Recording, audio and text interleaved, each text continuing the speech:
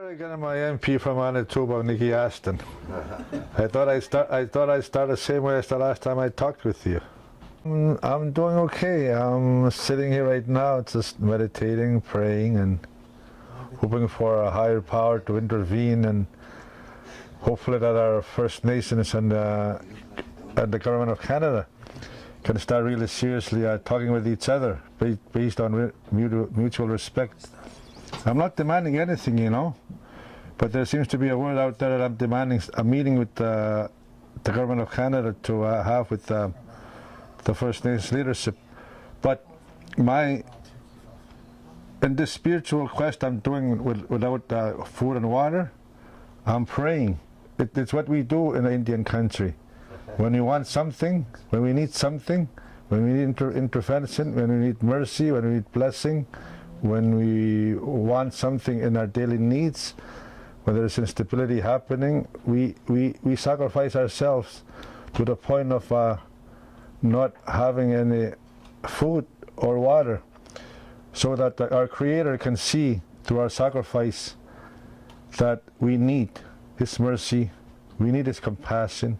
I'm praying with all I have, with all I can, with all I am, that at certain time or point that these two, my First Nation leadership and the government of Canada, can start forging a new relationship based on mutual trust, as it was supposed to have been from the beginning when the treaties were signed, and that they start seriously discussing on a level playing field, implementing our treaties accordingly. That is all I'm praying for. I'm praying for this. I'm not demanding that this happen, but I pray to the Creator from a spiritual perspective to try to lead this to happen. Meeting with Falcor, Minister of Indian Affairs, everything was going great up to that point. Like, as a man, from what I can gather, he's a good man. He wants to do things that previous ministers have not been willing to do. He has good ideas, he has good intentions, but you know, as we know, from the previous ministers, from the previous governments, we have heard this before, this hope, this optimism, that things are going to change from then on, that things are going to turn about for our First Nations, that we're going to have economic and socio stability, that we're going to get our housing, our education, our Medicare, and everything in between taken care of, that we will be part of the society. We have heard all this before, and that's what I heard from the Minister of Indian Affairs. It's always good to promise things. It's always good to say things that people like to hear, that will be comforting to their heart, to their minds, to ease their minds. But it's another thing to really act on it. So I have heard from the Indian Minister, Falcor, of his intentions. I have heard it, and he's got good ideas. But it'll be another thing to see if he's going to act on these promises that he's shared with me at the personal level when I met with him on Friday. And the thing, we were about to end our discussions, and then that's when he turned to me and he asked me this. "I'll make a deal with you, Raymond," he said. "Okay, what is your deal?" I asked him. "If you promise me you're going to end your strike now, I'll go visit you at your reserve. How's that?" So I told him, since we're in this deal right now, well, how about I make this deal with you then? So I looked at him straight in his face, about half a foot apart, and this is what I said to him. "I know that after this meeting, you're going to go report this meeting what we discussed here between ourselves to the Prime Minister. So I asked him this: since you're going to go see him anyway, I'm going to send this message to him. I want you to tell him to start seriously, and I mean seriously, discussing our Aboriginal treaty rights on a nation-to-nation basis, in an open, fair dialogue. That is all I'm asking for. That is all I want.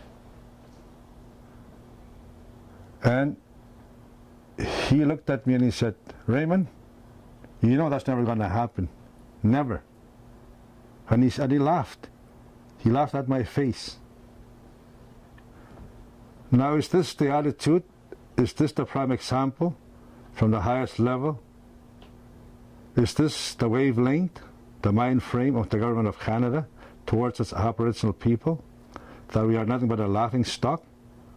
That the treaty that we formed together between the First Nations and the Crown was nothing but a laugh? That everything that is going on within our First Nations, the third world country that we live in, the lack of housing, the lack of security in terms of education, health, economic and social stability, is it all a laughing matter? That we are nothing more than just the administrative, legislative process? That everything and anything that we aspire for through our experiences at the grassroots level where we live 24/7, 365 days, is nothing but a laugh? Is this the attitude? Is this their answer to our cry, our plead to have a meeting with the Government of Canada to start seriously having these discussions in an open forum with our Aboriginal issues? I wanted to tell you as an MP, and I want you to pass this at the highest level where you're at, even in Parliament, in the chambers if you can. I want you to echo this for me if you can. I am not demanding anything from anybody. I'm a spiritual leader. I'm an elder in Indian country. I have greater responsibilities, obligations, and a duty to ensure that when there is chaos, I do my best through prayer, through fasting, to bring back the harmony into our community, into our society.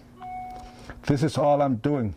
I'm trying to bring stability, the broken relationship, the sacred circle that have been broken, the promises that have been broken. I'm just praying to the Creator to show mercy, to show compassion, to show love, to bring back the stability that have been lost through our relationships as First Nations people of Canada, with the relationship we have forged through treaties with the Crown, who is now in right of Canada. I am not demanding anything. I will never demand anything from anybody. It's not my rightful place to demand.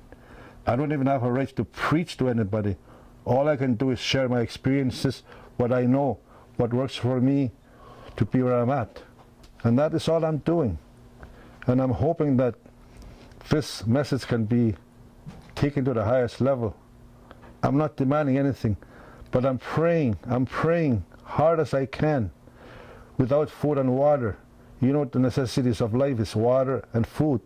And I'm hoping that through my sacrifice, my personal sacrifice, that the Creator will answer me, will answer us all, that we can start forging a new relationship between First Nations people of Canada and the Crown, and start respecting ourselves, give ourselves that respect, that honor, the dignity that we all deserve as a society of Canadians here, that we should start be recognizing ourselves, our rightful place in this country as people, at the same level.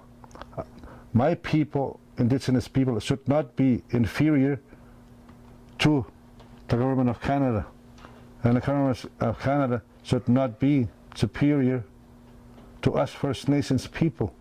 Why is it that there needs to be a person or an entity or a government organization that needs to be superior? Why is it that we cannot work together in harmony, in balance, as is the way it's supposed to be in the first place?